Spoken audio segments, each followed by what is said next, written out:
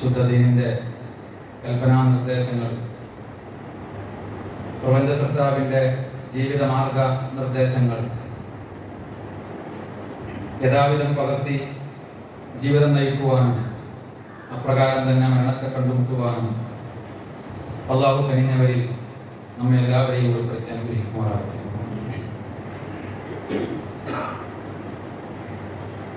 നമ്മുടെ നാടുകളിൽ നിന്നൊക്കെ വിശുദ്ധ ഹജ്ജ് കർമ്മം നിർവഹിച്ചുകൊണ്ട് സഹോദരി സഹോദരന്മാർ നാടുകളിലേക്ക് തിരിച്ചു വരുന്ന സന്ദർഭമാണ്. ഹജ്ജ് കൊണ്ട് നേടിയ എല്ലാവിധ നന്മകളും ഈമാനും തഖ്വയും മുറുകെ പിടിച്ച് ഹജ്ജിന്റെ മുഴുവൻ പ്രതിഫലങ്ങളും ഏറ്റുവാങ്ങി പരലോകത്തും ആ പ്രതിഫലം കിട്ടുന്നവരായി ഈമാനോടുകൂടിയും ആഫിയത്തോടുകൂടിയും തിരിച്ചു വരാൻ അല്ലാഹു എല്ലാവരെയും അനുഗ്രഹിക്കുമാറാകട്ടെ. തുടർന്നും ആ ഹജ്ജിന്റെ ചൈതന്യങ്ങൾ നിലനിർത്തി മുന്നോട്ട് പോകുവാൻ അല്ലാഹു എല്ലാവർക്കും തൗഫീഖ് നൽകി അനുഗ്രഹിക്കുമാറാകട്ടെ. ഉമർ ഇബ്നുൽ ഖത്താബ് റളിയല്ലാഹു അൻഹു തന്റെ അവസാനത്തെ ഹജ്ജ് നിർവഹിച്ച് മിനയിൽ നിന്നും മടങ്ങുന്ന സമയത്ത് പ്രാർത്ഥിച്ച ഒരു പ്രാർത്ഥന ചരിത്രത്തിൽ നമ്മൾ വായിക്കുന്നു. 63 വയസ്സ് ജീവിച്ചു എന്നാണ് ചരിത്രത്തിൽ ചില അഭിപ്രായ വ്യത്യാസങ്ങളുണ്ടെങ്കിലും പ്രബലമായി നമ്മൾ കാണുന്നത്. 63ാമത്തെ വയസ്സിൽ ഉമർ ഇബ്നുൽ ഖത്താബ് നിർവഹിക്കുന്ന പ്രാർത്ഥനയുടെ വരികൾ ആ പ്രായത്തിലേക്ക് അടുക്കുന്ന, അതും കഴിഞ്ഞ് കടന്നു പോകുന്ന മഹിതമായ ഹജ്ജ് കർമ്മം നിർവഹിച്ച ആളുകളും നിർവഹിക്കാൻ കൊതിക്കുന്നവരും ഒക്കെയായ നമ്മൾ ആ ഒരു പ്രാർത്ഥനയുടെ ആശയം നമ്മുടെ ജീവിതത്തിലേക്കും ചിന്തയിലേക്കും കടന്നു വന്നിട്ടുണ്ടോ എന്ന് ആലോചിക്കുവാനും ചിന്തിക്കുവാനും സഹായകമാകുന്നതുകൊണ്ട് ആ ഒരു പ്രാർത്ഥന നമ്മുടെ ശ്രദ്ധയിലേക്ക് കൊണ്ടുവരികയാണ്. ലമ്മ സ്വദറ ഉമർ ഇബ്നുൽ ഖത്താബ് റളിയല്ലാഹു അൻഹു മിൻ മിന, മിനയിൽ നിന്നും ഹജ്ജ് കഴിഞ്ഞ് അദ്ദേഹം തിരിച്ചു വരികയാണ്. അങ്ങനെ അദ്ദേഹം തന്റെ ഒട്ടകത്തെ ഒരു സ്ഥലത്ത് മുട്ടുകുത്തിച്ച് അവിടെ നിന്ന് ഇറങ്ങി. ആ മണലാരണ്യത്തിലെ മണൽക്കൂനകൾ ഒരു ചെറിയ ഉയരത്തിൽ ചേർത്ത് വെച്ച് കൂട്ടിവെച്ച് തന്റെ മേലുണ്ടായിരുന്ന ആ മേൽമുണ്ട്, ആ തട്ടം അതിന്മേൽ വിരിച്ച് ആ ചെറിയ മണൽക്കൂന തലയിണയാക്കി അവിടെ ഒന്ന് കിടന്ന് ആകാശത്തേക്ക് കൈനീട്ടി ഉമർ ഇബ്നുൽ ഖത്താബ് റളിയല്ലാഹു അൻഹു പറയുന്ന ചില വരികൾ.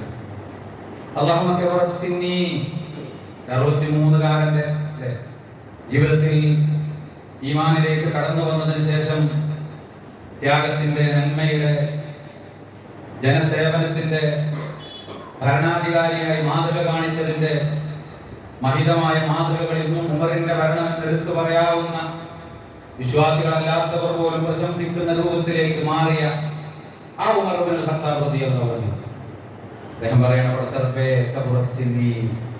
എന്റെ പ്രായം കുറെ മുന്നോട്ട് പോയിരിക്കുന്നു, ഞാൻ എന്റെ വാർദ്ധക്യത്തിലേക്ക് കടക്കുകയാണ്. കടന്നു പോകുന്ന ആയുസ്സിനെ കുറിച്ചും കൊഴിഞ്ഞു പോകുന്ന നാളുകളെ കുറിച്ചും അതിഗൗരവത്തിൽ ചിന്തയിലേക്ക് കടന്നു വരികയും പ്രായം കടന്നുപോയി വാർദ്ധക്യത്തിലേക്ക് എത്തിയാൽ ചെയ്തു തീർക്കാൻ കഴിയാത്ത പലതും ചെയ്തു തീർക്കേണ്ട സമയം കടന്നു പോകുമ്പോൾ ചെയ്യേണ്ട ഗൗരവമായ കാര്യത്തെ കുറിച്ച് ആലോചിച്ചിട്ടുണ്ടോ എന്ന് നമ്മൾ ഓർമ്മപ്പെടുത്തുകയാണ് വരികൾ. ആരെയാണ് കാത്തു നിൽക്കുന്നത് എന്നൊരു ചോദ്യം. അല്ലാഹുവേ, എന്റെ പ്രായം കുറെ മുന്നോട്ട് പോയി, ഇപ്പൊ ഞാൻ വിചാരിച്ചതൊക്കെ നടക്കുന്ന ഒരു സമയമാണ്, ഞാൻ ചിന്തിക്കുന്നതും പ്ലാൻ ചെയ്യുന്നതും നടപ്പിലാക്കാൻ പറ്റിയ പ്രായമാണ്, നല്ല ആരോഗ്യം എനിക്കുണ്ട്, പക്ഷേ ഇനി അതിങ്ങനെ ശോഷിച്ച് ശുഷ്കിച്ച് ദുർബലമായി വരുന്ന ഒരു സാഹചര്യത്തിന്റെ മുമ്പിലാണ് ഞാനുള്ളത്. ആലോചിച്ചിട്ടുണ്ടോ എന്ന്? ആരോഗ്യം നഷ്ടപ്പെട്ടു പോകുന്നതിനെ കുറിച്ച് ചില പരിശോധനാ റിസൾട്ടുകളും റിപ്പോർട്ടുകളും കയ്യിൽ കിട്ടുമ്പോൾ ആശങ്കയോടുകൂടി മനസ്സിലേക്ക് ഉയർന്നു വരുന്ന ചില ചോദ്യങ്ങൾ നമ്മുടെ മനസ്സിലുണ്ട്. പക്ഷേ ജീവിതം തന്ന റബ്ബിന്റെ മുന്നിലേക്ക് ആയുസ് ഒഴിഞ്ഞുകൊണ്ട് തിരിച്ചു പോകുന്നതിനെ കുറിച്ച് ആലോചിക്കുമ്പോൾ കടന്നു വരേണ്ട, ആരോഗ്യമുള്ള സമയത്ത് ചെയ്തു തീർക്കേണ്ടതും ആരോഗ്യമുള്ള സമയത്ത് അധ്വാനത്തിലൂടെ പങ്കുചേരേണ്ടതുമായ കാര്യങ്ങൾ എന്റെ ജീവിതം കൊണ്ട് ചെയ്തു തീർക്കുവാൻ എനിക്ക് എന്റെ റബ്ബ് അവസരം തന്നിട്ട് അതിനെക്കുറിച്ച് ഗൗരവമായ ഒരു ചിന്ത നമ്മുടെ മനസ്സിലേക്ക് വന്നിട്ടുണ്ടോ എന്ന് ഉമർ ഇബ്നുൽ ഖത്താബ് റളിയല്ലാഹു അൻഹുവിന്റെ ആ വരികൾ നമ്മളെ ഓർമ്മിപ്പിക്കുകയാണ്. എന്റെ കീഴിലുള്ള ആളുകളുടെ, ജനങ്ങളുടെ എണ്ണം ഒരുപാട് വർദ്ധിച്ചിരിക്കുന്നു. ഉമർ ഖത്താബ് റളിയല്ലാഹു അൻഹുവിന്റെ ഖിലാഫത്ത് 10 വർഷവും 6 മാസവും 4 ദിവസവും നീണ്ടുനിന്ന ആ ഭരണാധികാരം, അതിനിടയിൽ അദ്ദേഹത്തിന്റെ കാലഘട്ടത്തിൽ വികസിച്ച ഇസ്ലാമിന്റെ നന്മയുടെ, തൗഹീദിന്റെ വിശാലമായ വ്യാപനത്തെ കുറിച്ച് ചരിത്രത്തിൽ നമ്മൾ വായിച്ചിട്ടുണ്ട്. ഒരുപാട് പ്രദേശങ്ങളിലേക്ക്, ഒരുപാട് നാടുകളിലേക്ക്, ഒരുപാട് രാജ്യങ്ങളിലേക്ക് ഇസ്ലാമിന്റെ നന്മയുടെ സന്ദേശവുമായി കടന്നു ചെല്ലുവാനും അവിടെയൊക്കെ അത് പ്രചരിപ്പിക്കുവാൻ നേതൃത്വം കൊടുക്കുവാനും തനിക്ക് അല്ലാഹു നൽകിയ സ്വാധീനവും ശക്തിയും വിൽ പവറും ഉപയോഗിച്ചുകൊണ്ട് ഈ നന്മക്ക് വേണ്ടി ഉപയോഗിച്ചതിന്റെ ഒരുപാട് കഥകളും പറയാനുള്ള ഉമർ ഇബ്നുൽ ഖത്താബ് റളിയല്ലാഹു അൻഹു പടച്ച റബ്ബിനോട് പറയുകയാണ്. ഈജിപ്തിലേക്ക്, പേർഷ്യയിലേക്ക്, ഇറാഖിലേക്ക്, ഷാമിലേക്ക്, ഫലസ്തീനിലേക്ക് ഇസ്ലാമിന്റെ നന്മകളുമായി ആളുകൾക്ക് കടന്നു ചെന്ന് അവിടെയൊക്കെ ഈ നന്മകൾ എത്തിക്കുവാൻ കഴിഞ്ഞത് ഉമർ ഇബ്നുൽ ഖത്താബ് റളിയല്ലാഹു അൻഹുവിന്റെ ധീരമായ നേതൃത്വത്തിന് കീഴിലായിരുന്നു. ചരിത്രം വായിക്കുമ്പോൾ ആ ഉമർ ഇബ്നുൽ ഖത്താബ് റളിയല്ലാഹു അൻഹു ആണ് അതൊക്കെ കഴിഞ്ഞതിന് ശേഷം 63 എത്തി നിൽക്കുമ്പോൾ അല്ലാഹുവോട് പറയാണ്, പടച്ച റബ്ബേ, അതുകൊണ്ട് എനിക്ക് നിന്നോട് ഈ സമയത്ത് ചോദിക്കുവാനുള്ള ഒരു ചോദ്യമുണ്ട് റബ്ബേ. എന്റെ മനസ്സിൽ ആശങ്കയായി ഉയർന്നു വരുന്ന ചില കാര്യങ്ങളുണ്ട്. എന്നെ നീ എവിടെ വെച്ചാണ് പിടിക്കുക എന്ന് എനിക്കറിയില്ല. എന്നെ എവിടെ വെച്ചാണ് എന്റെ ആത്മാവിനെ കൊണ്ടുപോവുക എന്നറിയില്ല. ഏത് സമയത്ത് നീ എന്നെ പിടിച്ചാലും അല്ലാഹുവേ, ആ വിഷയത്തിൽ എനിക്ക് നിന്നോട് റിക്വസ്റ്റ് ഉണ്ട്. എനിക്ക് നിന്നോട് ചോദിക്കുവാൻ ഒരു തേട്ടമുണ്ട്. എന്റെ മനസ്സിൽ വല്ലാത്തൊരു ആഗ്രഹവും അഭിലാഷവുമുണ്ട്. എന്നെ നീ പിടിക്കുന്നത് അല്ലാഹു എന്നോട് കൽപ്പിച്ച കൽപ്പനകൾ പാഴാക്കി എന്ന ചരിത്രവും ജീവിതവും പറയാത്തവനായി അല്ലാഹു എന്നെ നീ കൊണ്ടുപോകണേ. ദീനിന്റെ കൽപ്പനകൾ പരിഹസിക്കപ്പെടുമ്പോ, അത് ആളുകൾ നിസ്സാരമായി കാണുന്ന ഒരു കാലഘട്ടത്തിലൂടെ കടന്നു പോകുമ്പോ, അതൊക്കെ എന്തിനാ ഇപ്പോ ഇത്ര ഇങ്ങനെ പറയുന്നത് എന്നൊരു ചോദ്യം നമ്മുടെ മനസ്സിലും ആശങ്കയായി ഇങ്ങനെ ഉരുണ്ടുകൂടുന്ന സമയത്ത് ഉമർ ഇബ്നുൽ ഖത്താബ് പടച്ച റബ്ബിന്റെ മുന്നിൽ അല്ലാഹുവിന്റെ ദീനാകുന്ന ആ അനുഗ്രഹം കിട്ടി. ആ ദീനിലൂടെ സഞ്ചരിക്കാൻ സാധിച്ചതിന്റെ സൗഭാഗ്യം മനസ്സിൽ നിറഞ്ഞു നിന്ന് ആ സൗഭാഗ്യത്തിന് വേണ്ടി ജീവിതം സമർപ്പിച്ച് മുന്നോട്ട് പോകുമ്പോ പടച്ചവനോട് ചോദിക്കുന്ന ചോദ്യമാണ്, റബ്ബേ ഫഖ്ബിൽനി ഇലൈക, എന്നെ നിന്നിലേക്ക് കൊണ്ടുപോകണം. അല്ലാഹുവേ, നിന്റെ ഒരു കൽപ്പനകളും ജീവിതത്തിൽ പാഴാക്കാത്തവനായി ജീവിതത്തിന്റെ പ്രായം ചെന്നെത്തുമ്പോ, വല്ലാത്തൊരു മനസ്സിലേക്ക് ചെന്നെത്തുമ്പോ, ആളുകളൊക്കെ പല ചോദ്യങ്ങളും ചോദിക്കുമ്പോ അല്ലാഹുവിന്റെ ഒരു കൽപ്പന ജീവിതത്തിൽ പാഴാക്കാത്തവനായി പടച്ച റബ്ബേ നീ എന്നെ കൊണ്ടുപോകണം. വലാ മുഫ്രിത്, പടച്ച റബ്ബ് പറഞ്ഞതിനപ്പുറം പ്രവർത്തിക്കുന്ന, അല്ലാഹുവിന്റെ കൽപ്പനകൾ പരിധി വിട്ടുപോകുന്ന എന്തിന്റെ പേരിലാണെങ്കിലും അല്ലാഹുവേ എന്നെ നീ അങ്ങനെ കൊണ്ടുപോകണം. എന്നിട്ട് നമുക്ക് ചരിത്രത്തിൽ കാണാൻ കഴിയും, മദീന, അവിടെ നിന്ന് ഉമർ ഖത്താബ് റളിയല്ലാഹു അൻഹു മദീനയിലേക്ക് പോകുന്നുണ്ട്. അങ്ങനെ മദീനയിലെത്തി. മദീനയിൽ ജനങ്ങൾക്ക് മുമ്പിൽ ജനങ്ങളെ പള്ളിയിലേക്ക് ഒരുമിച്ച് കൂട്ടി ആ ജനങ്ങളോട് അദ്ദേഹം പറഞ്ഞ ചില വാക്കുകൾ അറിയേണ്ടതും പഠിക്കേണ്ടതും ഓർമ്മിക്കേണ്ടവരുമാണ് നമ്മൾ. അയ്യുഹന്നാസ്, മനുഷ്യരെ, ഖദ് സനന്തു ലക്കും സുനൻ, അല്ലാഹുവിന്റെ പ്രവാചകന്റെ ദീനിന്റെ സുന്നത്തുകൾ ഞാൻ ഒരുപാട് നിങ്ങൾക്ക് പഠിപ്പിക്കുകയും പ്രചരിപ്പിക്കുകയും നിങ്ങളിലേക്ക് കൈമാറുകയും ചെയ്തു. അല്ലാഹുവിന്റെ കൽപ്പനകൾ ഞാൻ നിങ്ങൾക്ക് കൈമാറിയിട്ടുണ്ട്. അതിന്റെ കൃത്യമായ ഒരു വഴി നിങ്ങൾക്ക് ഞാൻ പറഞ്ഞു തന്നിട്ടുണ്ട്. നിങ്ങൾ അതിൽ പിഴച്ചു പോകാതിരിക്കാൻ മാത്രം വ്യക്തമായ പ്രമാണങ്ങൾ പഠിപ്പിച്ചു തന്നിട്ടുണ്ട്. എന്നിട്ട് കൈ രണ്ടും അടിച്ചുകൊണ്ട് അദ്ദേഹം പറയുന്നുണ്ട്, നിങ്ങളോട് എനിക്കൊരു വിഷയം പറയാനുണ്ട്. ഇയ്യാകും അൻ തുഹ്ലികൂ അൻ ആയത്തിർ റജം. ഇയ്യാകും, ഈ ഉമർ ഇനി അധിക കാലമുണ്ട് എന്ന് തോന്നുന്നില്ല. അല്ലാഹുവിന്റെ പ്രവാചകൻ ലോകത്തോട് വിട പറഞ്ഞ പ്രായത്തിലേക്ക് ഞാൻ എത്തി. ഈ അവസാനം എനിക്ക് തോന്നുകയാണ്, എന്റെ ജീവിതത്തിന്റെ അവസാന ചരിത്രത്തിൽ കാണാൻ കഴിയും. ആ ദുൽഹജ്ജ് മാസം, ആ 4 ദിവസം, ദുൽഹജ്ജ് തീരുവാൻ 4 ദിവസം ബാക്കി നിൽക്കുന്ന സമയത്താണ് ഉമർ ഖത്താബിനെ അബൂ ലുഅ്ലുഅ വന്ന് കുത്തിയത് എന്ന്. ഇനി ആരാധകനായ മജൂസിയായ അബൂ ലുഅ്ലുഅ, ഇറാനിലെ ചരിത്രം നമ്മൾ വായിക്കുമ്പോൾ കാണാൻ കഴിയും. അവിടെ ഉമർ ഖത്താബിന് ലഅനത്ത് ചൊല്ലിയ കവാടങ്ങളും ചുവരുകളും പോസ്റ്ററുകളും ഉണ്ട്. അബൂ ലുഅ്ലുഅയെ സ്മരിച്ചുകൊണ്ടുള്ള കവാടങ്ങളും അവിടെയുണ്ട്. നമ്മൾ വായിക്കേണ്ടവരാണ്. ലഅനത്തുല്ലാഹി അലാ ഉമർ. അങ്ങനെ ചരിത്രം വായിക്കണം. എന്നിട്ട് ഉമർ ഖത്താബ് പറയാ, നിങ്ങളോട് എനിക്ക് പറയാനുള്ളത്, കത്തി നിൽക്കുന്ന ഒരു വിഷയം, ആളുകൾക്കിടയിൽ സംശയമുണ്ടാകുന്ന ഒരു വിഷയം, അത് ആയത്തുറജമാണ്. വ്യഭിചാരം എന്ന മഹാപാതകത്തെ കൺട്രോൾ ചെയ്യുന്നതിന് വേണ്ടി അള്ളാഹു നടപ്പിലാക്കിയ ഒരു നിയമത്തിന്റെ വിഷയം സമൂഹത്തെ പഠിപ്പിക്കണം, ഓർമ്മിപ്പിക്കണം. ആ വിഷയത്തിൽ കർക്കശമായിരുന്നു.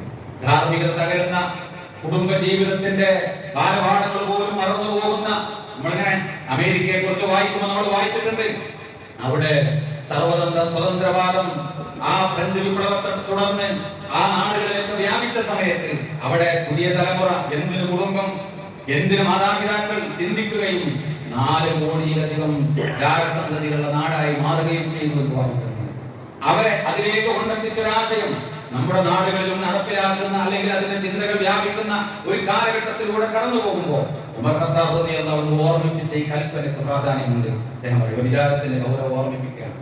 എന്നിട്ട് പറയാണ്, വിവാഹിതരായ ആളുകളാണ് വ്യഭിചാരം ചെയ്തതെങ്കിൽ അള്ളാഹുവിന്റെ പ്രവാചകൻ നടപ്പിലാക്കിയ ഒരു കാര്യം അത് എറിഞ്ഞു കൊല്ലുക എന്ന ശിക്ഷയാണ്. പക്ഷെ ഖുർആനിൽ ആ ശിക്ഷ പരാമർശിച്ചിട്ടില്ല. എന്നിട്ട് അദ്ദേഹം പറയാണ്, അള്ളാഹുവിന്റെ ഖുർആനിൽ ഈ വിഷയം ഇങ്ങനെയില്ല എന്നുള്ളത് നിങ്ങൾ ആരും അതിൽ വഞ്ചിതരാകരുത് എന്ന് അള്ളാഹുവിന്റെ പ്രവാചകൻ ഈ വിഷയം ഞങ്ങളെ പഠിപ്പിക്കുകയും ജീവിതത്തിലൂടെ കുടുംബ ജീവിതത്തിന്റെ പവിത്രതയും ലൈംഗിക വിശുദ്ധിയും കാത്തു സൂക്ഷിക്കുന്ന ഒരു ഉത്തമ സമൂഹത്തെ റസൂലുള്ളാഹി സ്വല്ലല്ലാഹു അലൈഹി വസല്ലം വാർത്തെടുത്ത് അതിനുള്ള നിയമങ്ങൾ നടപ്പിലാക്കി അതിശക്തമായി മുന്നോട്ട് പോയപ്പോ പ്രവാചകൻ പഠിപ്പിച്ച് കാണിച്ചു തന്നതാണ്. ഇത് അറിയാത്തൊരു തലമുറ പിൽക്കാലഘട്ടത്തിൽ കടന്നു പോകുമ്പോ വിശുദ്ധ ഖുർആനിൽ അങ്ങനെയൊന്നില്ലല്ലോ, അതുകൊണ്ട് ദീനിലും അതില്ല എന്ന് പറയുന്ന ഒരു തലമുറ കടന്നു പോകുമോ കടന്നു വരുമോ എന്ന ആശങ്ക ഉമർ ഖത്താബ് അവിടെ പങ്കുവെക്കുകയാണ്, ആ സമൂഹത്തോട് ഓർമ്മിപ്പിക്കുകയാണ്. ചരിത്രം നമ്മൾ വായിക്കേണ്ടതും പഠിക്കേണ്ടതുമുണ്ട്. ചരിത്രത്തിൽ നമ്മൾ വിശുദ്ധിയും കാത്തു സൂക്ഷിക്കുന്ന ഒരു ഉത്തമ സമൂഹത്തെ റസൂലുള്ളാഹി സ്വല്ലല്ലാഹു അലൈഹി വസല്ലം വാർത്തെടുത്ത് അതിനുള്ള നിയമങ്ങൾ നടപ്പിലാക്കി അതിശക്തമായി മുന്നോട്ട് പോയപ്പോ പ്രവാചകൻ പഠിപ്പിച്ച് കാണിച്ചു തന്നതാണ്. ഇത് അറിയാത്തൊരു തലമുറ പിൽക്കാലഘട്ടത്തിൽ കടന്നു പോകുമ്പോ വിശുദ്ധ ഖുർആനിൽ അങ്ങനെയൊന്നില്ലല്ലോ, അതുകൊണ്ട് ദീനിലും അതില്ല എന്ന് പറയുന്ന ഒരു തലമുറ കടന്നു പോകുമോ കടന്നു വരുമോ എന്ന ആശങ്ക ഉമർ ഖത്താബ് അവിടെ പങ്കുവെക്കുകയാണ്, ആ സമൂഹത്തോട് ഓർമ്മിപ്പിക്കുകയാണ്. ചരിത്രം നമ്മൾ വായിക്കേണ്ടതും പഠിക്കേണ്ടതുമുണ്ട്. ചരിത്രത്തിൽ നമ്മൾ വായിക്കേണ്ടതും മനസ്സിലാക്കേണ്ടതുമുണ്ട്. പുതിയ തലമുറ റസൂലുള്ളാഹി സ്വല്ലല്ലാഹു അലൈഹി വസല്ലമയുടെ ഈ കൽപ്പനകൾ, ദീനിന്റെ കൽപ്പനകൾ ഉമർ ഖത്താബിനെ പഠിപ്പിക്കാൻ. ആ ഉമർ ഖത്താബിന്റെ ചരിത്രത്തിലൂടെ നമ്മൾ കടന്നു പോകുമ്പോൾ നമുക്ക് കാണാൻ കഴിയും, പ്രവാചകൻ സ്വല്ലല്ലാഹു അലൈഹി ആരായിരുന്നു ഉമർ. ശത്രുക്കൾ അദ്ദേഹത്തിന് നൽകിയ ചില സർട്ടിഫിക്കറ്റുകൾ നമുക്ക് ചരിത്രത്തിൽ വായിക്കാൻ കഴിയും. പേർഷ്യൻ രാജാവിന്റെ ഉപദേഷ്ടാവ് ഹുർമുസാൻ തന്റെ രാജാവിന്റെ ഒരു സന്ദേശവുമായി ഉമറിനെ കാണാൻ വരികയാണ്. മദീനയെത്തി ചോദിക്കുന്നുണ്ട്, അയിന ഖസർ ഉമർ, ഉമറിന്റെ കൊട്ടാരം എവിടെയാണ്? മദീനക്കാർ പറഞ്ഞു കൊടുക്കുകയാണ്, ഞങ്ങളുടെ ഉമറിന്റെ കൊട്ടാരമില്ല, ഞങ്ങളുടെ ഉമറിന്റെ കൊട്ടാരമില്ല. എങ്കിൽ അദ്ദേഹം താമസിക്കുന്നത് എവിടെയാണ്? അദ്ദേഹത്തിന്റെ വീട് നിലനിൽക്കുന്ന സ്ഥലം ചൂണ്ടിക്കാണിച്ചു കൊടുക്കുന്നു. ഹുർമുസാനും സംഘവും അവിടേക്ക് ചെല്ലുന്നു. വീട്ടിലെത്തിയപ്പോൾ ഉമർ അവിടെയില്ല. വീട്ടുകാരോട് ചോദിക്കുന്നു, എവിടെയാണ് ഉമർ? എന്റെ മറുപടിയാണ് വീട്ടുകാർ പറഞ്ഞത്, ഉമറിനെ കാണണമെങ്കിൽ ഒന്നുകിൽ പള്ളിയിലേക്ക് പോകണം, പള്ളിയാണ് ഉമറിന്റെ വീട്, പള്ളിയാണ് ഉമറിന്റെ ഈ വീട്. അൽ ബൈതു അൽ മസ്ജിദ് ബൈതു കുല്ലി തഖിയ്യിൻ പ്രവാചകൻ പഠിപ്പിച്ചതാണ്. ഈമാനുള്ളവരുടെ ഇടമാണ് പള്ളി. മദീനയിലെ നന്മകൾക്ക് കേന്ദ്രമായത് പള്ളിയാണ്. അവിടുത്തെ ജനങ്ങൾക്ക് ആരാധനയുടെ ഇടമായി, നന്മകളുടെ ഇടമായി, അവിടുത്തെ മുഴുവൻ നന്മകളും പ്രസരിച്ച ആ കേന്ദ്രമായി മാറിയ മദീനത്തെ പള്ളി. ആ പള്ളിയെ കുറിച്ച് പറയാൻ ഒന്നിൽ അവിടുത്തെ പള്ളി, അല്ലെങ്കിൽ ഏതെങ്കിലും മരത്തിന്റെ ചുവട്ടിൽ ഉണ്ടാകും. അത്ഭുതപ്പെട്ടു പോവുകയാണ്. പള്ളിയെ കുറിച്ച് പറഞ്ഞുതരാണ്. പള്ളിയുമായുള്ള വിശ്വാസികളുടെ ബന്ധം പഠിപ്പിക്കണം. പള്ളി ഹൃദയത്തോട് ചേർത്ത് വെക്കുന്ന, പള്ളിയുമായി അഭേദ്യമായ ബന്ധം സ്ഥാപിക്കുന്ന, പള്ളിയുടെ കാര്യങ്ങളിൽ സജീവമായി ഇടപെടുന്ന, ആ പള്ളിയിലേക്ക് മക്കളെ ചേർത്ത് വെക്കുന്ന പ്രവാചകൻ സ്വല്ലല്ലാഹു അലൈഹി വസല്ലമയുടെയും സ്വഹാബത്തിന്റെയും മാതൃകകൾ നമ്മളെ പഠിപ്പിക്കുന്നുണ്ട്. അത് നമ്മുടെ ജീവനിലെ, നമ്മുടെ ഈമാനിന്റെ കേന്ദ്രമാണ്. അല്ലാഹു ഏറ്റവും ഇഷ്ടപ്പെടുന്ന ഖൈറുൽ ബിലാദി ഇലല്ലാഹ്, പടച്ചവൻ ഏറ്റവും ഇഷ്ടപ്പെടുന്ന ഇടമേതാണെന്ന് അറിയുമോ? പള്ളിയാണെന്ന് റസൂലുള്ളാഹി സ്വല്ലല്ലാഹു അലൈഹി വസല്ലം പഠിപ്പിക്കുന്നു. ആ പള്ളി നമ്മുടെ ഹൃദയത്തിലുണ്ടോ? പള്ളിയുടെ വിഷയം നമ്മുടെ ഹൃദയത്തിലുണ്ടോ? പള്ളിയുമായുള്ള വല്ലാത്തൊരു ബന്ധം നമുക്ക് ഉണ്ടാക്കാൻ കഴിയുന്നുണ്ടോ എന്ന് നമ്മളോട് ചോദിക്കേണ്ടതാണ്. മർഹത്താബിന്റെ ജീവിതം ഇങ്ങനെ പറഞ്ഞതാണ്. എന്നിട്ട് പള്ളിയിൽ പോയി അവിടെ ഒരു മരത്തിന് ചുവട്ടിൽ ഇങ്ങനെ ഉറങ്ങിക്കിടക്കുന്നത് കാണുന്നുണ്ട്. ആ ഉറങ്ങുന്ന ഉമറിനെ കണ്ടപ്പോ പറയാണ് ഹക്കംത വഅദൽത വനിന്ത. ഉമറേ, നീ നീതി കാണിച്ചു. അല്ലാഹു അധികാരം തന്ന ഭരണം തന്നിട്ട് ആ ഭരണത്തിലൂടെ നീതി കാണിച്ചത് കൊണ്ട്, ആ നീതിപൂർവകമായ ഭരണം നിനക്ക് കൊണ്ടുപോകാൻ കഴിഞ്ഞതുകൊണ്ട് സമാധാനത്തോടെ കൂടി ഉറങ്ങാൻ കഴിഞ്ഞു എന്ന് ശത്രുക്കൾ പോലും രേഖപ്പെടുത്തുന്ന രൂപത്തിലേക്ക് പരിവർത്തിപ്പിച്ച ഭരണാധികാരികളുടെ ചരിത്രമാണ് ഇസ്ലാമിന് പറയാനുള്ളത്. ഭരണാധികാരികൾ നാടിനു വേണ്ടി സമർപ്പിക്കുന്ന സമ്പത്ത് ചൂഷണം ചെയ്യുന്ന, തട്ടിയെടുക്കുന്ന, അത് നഷ്ടപ്പെട്ടു പോകുന്നതിന്റെ കഥകൾ വായിക്കുമ്പോ ഉമറിന്റെ കഥകൾ പ്രിയപ്പെട്ടവരെ നമുക്കെന്തെങ്കിലും അതിലൊരു ബോധ്യം തരണം. ഇസ്ലാമിനെ കുറിച്ച്, ഇസ്ലാമിന്റെ കൽപ്പനകളെ കുറിച്ച് ആരെങ്കിലും എന്തെങ്കിലും പറയുമ്പോ അത് 6-ാം നൂറ്റാണ്ടിലെ വണ്ടിയാണ്, അത് ഇന്നതിലേക്കുള്ള പോക്കാണ് എന്ന് പറയുമ്പോൾ നമ്മൾ ചൂടിപ്പോവുക. ഇസ്ലാം പഠിപ്പിക്കുന്ന നന്മകൾ ഇങ്ങനെയാണ്, ഇസ്ലാം വളർത്തുന്ന ഭരണാധികാരി ഇങ്ങനെയാണ്, ഇസ്ലാം വളർത്തുന്ന പണക്കാർ അങ്ങനെയാണ്. ചരിത്രത്തിൽ കാണാം, ഖൗലാ ബിൻത് സഅലബ സഹോദരിയാണ്. വിശുദ്ധ ഖുർആനിൽ അവരുടെ പേര് പരാമർശിക്കുന്നുണ്ട്. ഖദ് സമിഅ അല്ലാഹു ഖൗലല്ലതി തുജാദിലുക ഫീ സൗജിഹാ വതസ്തകി ഇലല്ലാഹ്. ഖുർആനിൽ അവരുടെ തന്റെ ഭർത്താവുമായുള്ള വിഷയത്തിൽ പരാമർശിക്കുന്ന ആയത്തുണ്ട്. ഉമറിന്റെ മുമ്പിൽ വന്ന് ചൂടാകുന്നു. ഇത്തഖില്ലാഹ യാ ഉമർ, ഉമറേ, അല്ലാഹുവിനെ സൂക്ഷിച്ചുകൊണ്ട് മുന്നോട്ട് പോകണം. കർക്കശമായ ഭാഷയിൽ ഒരു സ്ത്രീ സംസാരിക്കുന്നു. ഇസ്ലാമിലെ സ്ത്രീ അങ്ങനെയാണ്, അവൾക്ക് അവകാശമില്ല, അവൾക്ക് നിവർന്നു നിൽക്കുവാനുള്ള ത്രാണി ഇസ്ലാം നൽകുന്നില്ല എന്ന് പരാതി പറയുന്നവർ വായിക്കേണ്ട ചരിത്രമാണ്. ഒരു ഭരണാധികാരിയുടെ മുമ്പിൽ ചെന്നുകൊണ്ട് ഖൗല പറയാണ്, ഉമറേ, നീതി കാണിക്കണം, ഉമറേ, അല്ലാഹുവിനെ സൂക്ഷിക്കണം, ഉമറേ, ഇത്തഖില്ലാഹ. ഇവരുടെ സംസാരത്തിന്റെ തീവ്രത കണ്ടുകൊണ്ട് സഹാബത്തിന്, ഒരു ഭരണാധികാരിയോട് ഇവരിങ്ങനെ ഒരു സ്ത്രീ ഇങ്ങനെ സംസാരിക്കുന്നത് കണ്ടപ്പോ നിങ്ങളൊന്ന് നിർത്തണം എന്ന് പറയുന്നത്. പറയാണ്, അവർ പറയട്ടെ. രാത്രി നീളുവോളം അവർ പറഞ്ഞാലും കേൾക്കാൻ ഈ ഉമർ സന്നദ്ധനാണ്. അവർ ഒരുപാട് കാര്യം, അവരുടെ മനസ്സിലുള്ള ആശങ്കകൾ, ശ്രദ്ധിക്കേണ്ട കാര്യങ്ങൾ ഒരു ഭരണാധികാരിയുടെ അടുത്തുപോയി കൃത്യമായി പറഞ്ഞു കൊടുക്കുവാൻ പ്രാപ്തി നൽകിയ, വൈജ്ഞാനികമായി ഉയർച്ച നൽകിയ ഒരു മതത്തിന്റെ അനുയായികളാണ് നമ്മളെന്ന് തിരിച്ചറിയാൻ പ്രിയപ്പെട്ടവരെ നമുക്ക് കഴിഞ്ഞിട്ടുണ്ടോ? ഉമർ സംസാരിക്കണം, ഉമർ ഖത്താബിനെ തിരുത്താണ്, ഓർമ്മിപ്പിക്കുകയാണ്, നസീഹത്തോടുകൂടി ഇടപെടുകയാണ്. ഉമർ ഖത്താബിനോട് അതാണ് ഇസ്ലാമിലെ. നമ്മളിങ്ങനെ ചിത്രീകരിക്കുന്നതും പറയുന്നതും വേറൊരു ചിത്രം. അത് കേട്ട് നമ്മളിങ്ങനെ അങ്ങനൊക്കെ ആണെന്നുള്ള സങ്കടത്തിൽ നമ്മൾ കടന്നു പോകുക. ഉമർ ഖത്താബിന്റെ വാചകമുണ്ട്, ഇതാണ് ശതത്തിൽ ഇസ്ലാം. ഇസ്ലാമിക സമൂഹം ഇങ്ങനെയുള്ളൊരു തലമുറയായി മാറി വന്നാൽ എങ്ങനെയുള്ള ഇസ്ലാം തച്ചുടച്ച് നീക്കിയ ജാഹിലിയ്യത്ത് എന്തെന്നറിയാത്ത, അതിന്റെ തിന്മകൾ എന്തെന്നറിയാത്ത, അതിന്റെ ദൂഷ്യഫലങ്ങൾ അറിയാത്ത ഒരു സമൂഹമാണ് ഇസ്ലാമിൽ വളർന്നു വരുന്നതെങ്കിൽ ഇസ്ലാമിന്റെ പാശങ്ങളൊന്നൊന്നായി അഴിഞ്ഞു പോകുന്ന കാലം അതിന് ദൂരമല്ല എന്ന് പറഞ്ഞു ഓർമ്മിപ്പിക്കുകയാണ്. ചരിത്രം നമ്മൾ പഠിക്കേണ്ടത് ബോധ്യപ്പെട്ടു. ആവുമ്പോഴുള്ള ഖത്താബ് എന്ന പ്രാർത്ഥന നമ്മൾ ആലോചിക്കുന്നത്. നമ്മുടെ ജീവിതത്തെ കാലങ്ങൾ ജീവിതം കടന്നു പോകുമ്പോ ഉമർ ഖത്താബിന്റെ മനസ്സിലുള്ള ജീവിതത്തെക്കുറിച്ചും ആരോഗ്യത്തെക്കുറിച്ചും ക്ഷയിച്ചു തുടങ്ങുന്ന ആരോഗ്യത്തിന്റെ അടയാളങ്ങൾ കാണുമ്പോ, കടന്നു പോകുന്ന കൊഴിഞ്ഞു പോകുന്ന ആയുസ്സിനെ കുറിച്ചൊരു തിരിച്ചറിവും ചിന്തയും ഉണ്ടാകുന്ന സമയങ്ങളിലൂടെ കടന്നു പോകുമ്പോ മനസ്സിനെ ഈമാനിലേക്ക് ചേർത്ത് വെച്ച് പടച്ചറപ്പിനോട് ഈ നിലക്ക് തുറന്ന് സംവദിക്കാനും പ്രാർത്ഥിക്കാനും പ്രിയപ്പെട്ടവരെ നമുക്ക് കഴിഞ്ഞിട്ടുണ്ടോ? അതാണ് നമ്മൾ ഓർമ്മിപ്പിക്കുകയാണ്. ശുദ്ധ മുൻഗാമികളെ സൂറത്തു യൂസുഫിലെ അവസാനത്തെ വചനമാണ് ഞാൻ ഓതി വെച്ചത്.